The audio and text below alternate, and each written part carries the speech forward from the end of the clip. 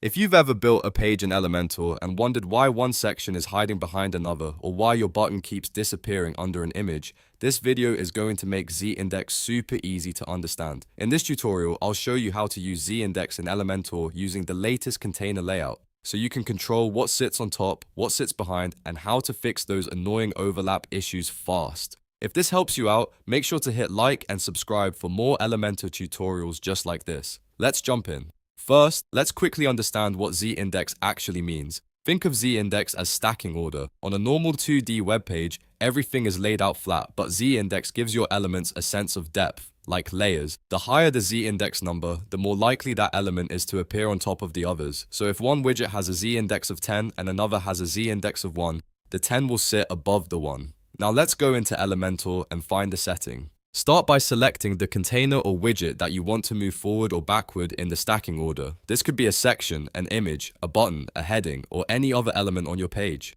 Once it's selected, look over to the left panel and click the Advanced tab. In the Advanced area, you'll usually find the zindex field near the top, often under the layout-related options. If you're using containers, this is especially useful because containers can overlap each other more naturally, and zindex gives you full control over how they behave. If you don't see the result you expect right away, remember that stacking is often affected by the structure of the layout too, so the parent container can matter as well. But in most cases, changing the zindex on the element itself is the key move. Let's break down how the numbers work.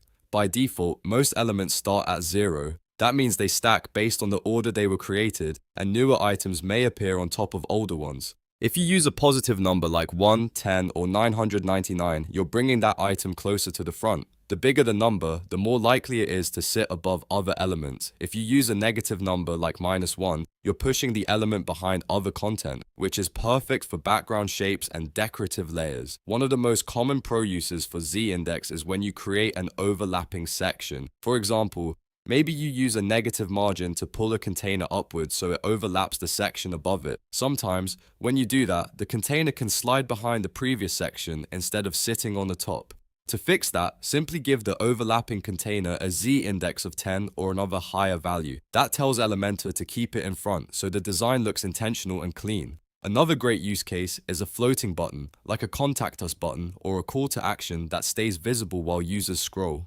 If that button is set to fixed position, it can sometimes disappear behind images, banners, or other page elements. To prevent that, assign it a very high zindex, like 999. That ensures it stays above the rest of the content and remains easy to click. You can also use zindex for background decorations. Let's say you have a shape, icon, or abstract graphic that you want behind your text. In that case, give it a negative zindex, like -1, so it sits behind the main content instead of covering it.